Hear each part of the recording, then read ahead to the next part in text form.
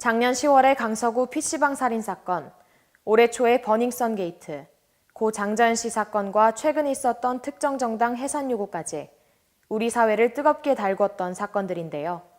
이 사건들의 공통점은 무엇일까요? 바로 청와대의 국민청원 서비스로 인해 주목받게 된 사건들이라는 점입니다. 여러분들도 한 번쯤은 국민청원에 동의를 표하며 서명을 한 경험이 있으실 텐데요. 어느새 우리 일상에 자연스럽게 녹아든 청와대의 국민청원 서비스에 대해 청원 공공의 비밀에서 자세히 알아봤습니다. 2017년 8월 17일 문재인 대통령 취임 100일을 맞아 청와대 국민청원 서비스가 공식 출범했는데요. 문재인 정부는 청와대의 직접 소통은 국민이 물으면 정부가 답한다는 철학을 지향한다고 밝혔습니다.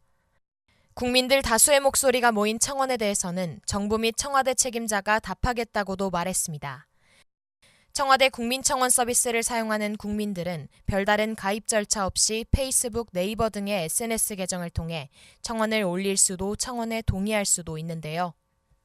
청와대 홈페이지의 국민청원 및 제안 게시판에는 하루에 평균 965건의 청원이 올라오며 11만 명 이상이 청원에 동의하고 있습니다.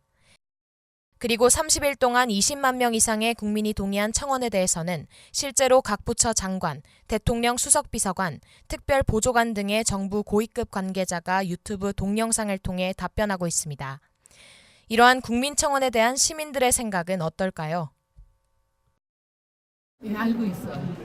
네. 정확한 것까지는 몰라도 그냥 힘들고 어렵고 해결되지 않는 일에 대해서 국가에 어떻게 해결을 해줬으면 하고 네, 한번 저의 불편한 것들 네. 다 동의 최대한 하고 있어요. 그래 본 적은 아직 없고요. 예. 보통 뉴스나 기사에서 청원을 되게 인용하는 경우도 있고 그래서 알게 되었습니다. 그냥 인터넷 보고 뉴스 보고 알았어요. 그냥 뭐 매스컴이나 뭐 옛날에 신문고 같은 거 그런 거 비슷한 거 같은 느낌이 들어서 그냥 그 정도만 알고 있습니다. 아니요, 한 번도 없습니다. 아니요. 아직까지는 그것까지는 모르고 있습니다. 듣긴 들었는데 정확히는 몰라요. 저는 처음 온라인 설문조사기관 두잇서베이가 대한민국 성인 남녀를 대상으로 진행한 설문조사에 따르면 국민청원을 긍정적으로 보는 시선이 약 80%를 웃도는 것으로 나타났습니다.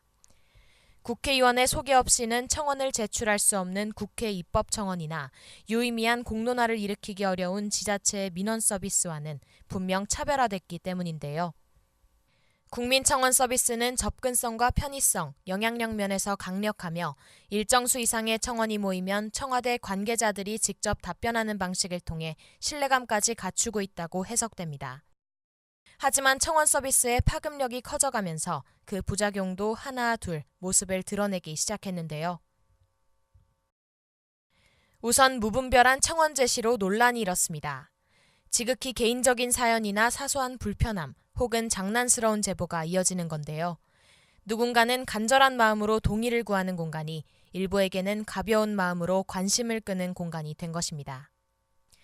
또한 사실관계가 확인되지 않은 청원들이 올라와 잘못된 여론이 형성된 사례도 있었는데요. 지난 2월 22일 청와대 국민청원 게시판에는 도와주세요라는 제목의 청원이 올라왔습니다.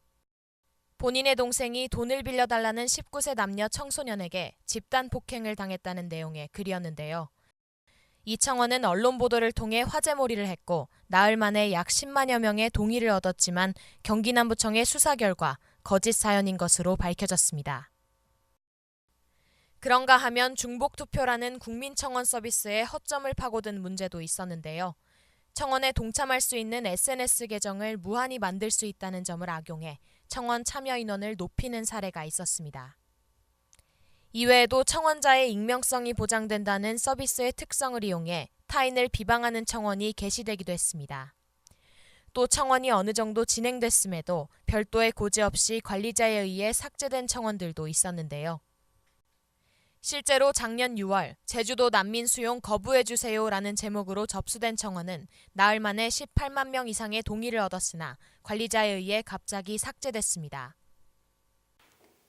이러한 부작용을 방지하고 국민의 목소리를 보다 효율적으로 담아내고자 청와대는 지난 3월 31일 새롭게 개편된 국민청원 시즌2를 열었습니다. 국민청원 시즌2는 청원인에게 부여된 동의 링크를 통해 한 달 안에 100명의 사전 동의를 받아야만 청원을 공개하는 방식으로 운영되고 있는데요. 청원 답변과 게시판 운영 원칙을 사례별 FAQ로 올려놓기도 했습니다. 이곳에서 우리는 재판이 진행 중이거나 삼권 분립에 위배되는 청원에 대해선 답변이 어려움을 명시한 점과 관리자에 의해 삭제되거나 숨김 처리되는 청원을 구체적인 사례와 함께 설명하고 있다는 점을 알 수 있습니다.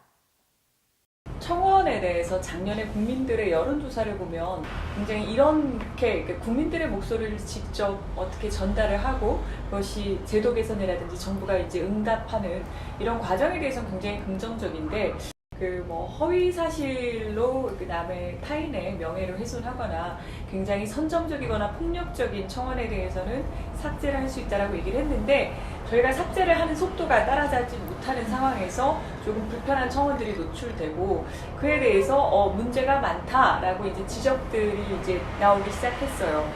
그래서 이제 여러 가지 방안들을 좀 고려를 했고 가장 근본적으로는 사실 백악관은 위더피플이 하는 방식이다. 위더피플이 한 150명의 동의를 받아야 공개를 하는 방식이 있는데 그걸 저희가 도입을 했습니다.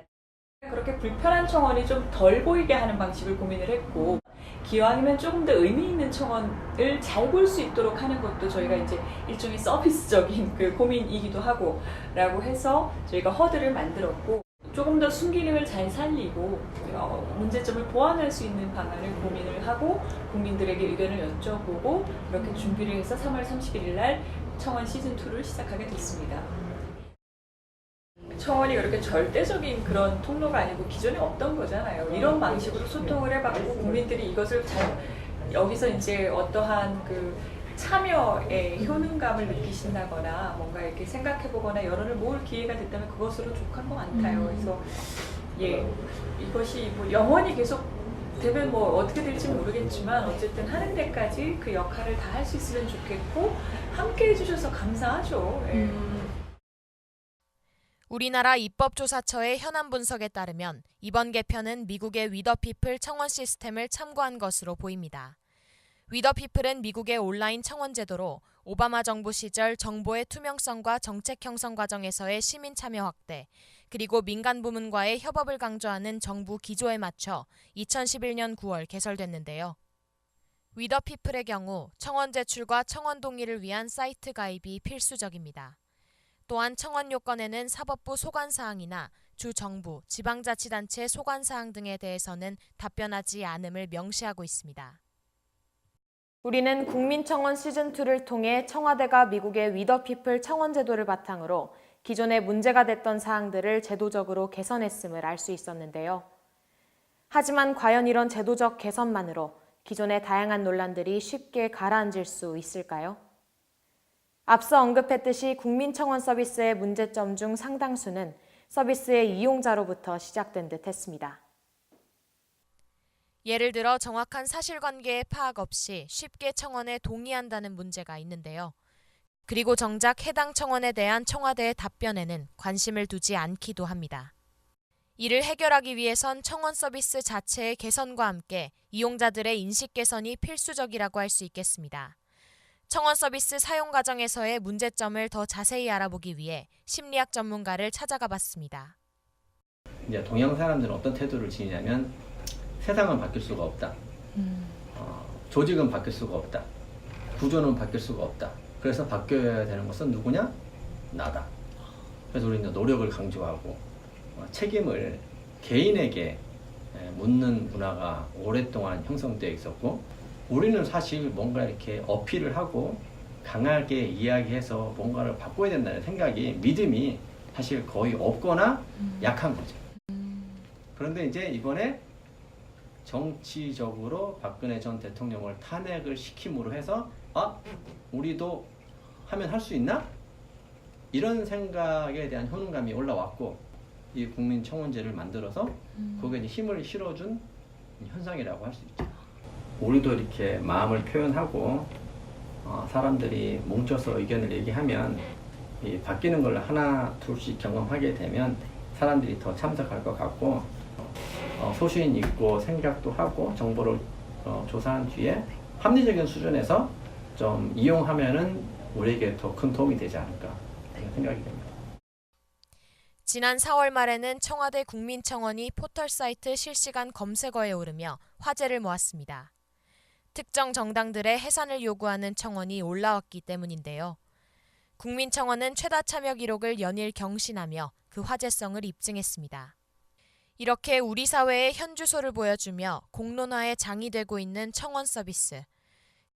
규모가 커진 만큼 더욱 신중한 이용이 필요하지 않을까요? 대한민국의 모든 국민들은 헌법 제26조에 의해 청원할 권리를 보장받고 있습니다. 청와대의 국민청원 서비스는 이러한 청원권을 보장하는 대표적인 정책으로 자리매김했는데요. 이전까지 없었던 새로운 방식의 제도인 만큼 그 운영과 이용에 있어 미숙한 부분들도 분명 존재했습니다. 더 나은 운영을 위해 청와대는 국민청원 시즌2를 열어 개편을 시도했고 이 개편을 통해 국민청원이 그 순기능을 다할 수 있는지 주목해 볼 필요가 있습니다. 이제는 정말 청원 서비스를 이용하는 국민의 차례입니다. 우리 국민은 청원 서비스의 주체로서 이 제도가 올바르게 기능할 수 있도록 지속적으로 관심을 가지고 주시해야 할 것입니다. 또한 감정에 호도되어 청원에 참여하기보다는 정말 우리 사회를 좋은 방향으로 변화시킬 수 있는 합리성을 가졌는지 우선 판단하여 청원에 동의해야 할 것입니다. 국민청원 서비스의 효과적인 운영을 위한 우리 국민의 깊이 있는 통찰과 노력이 분명 필요한 때입니다.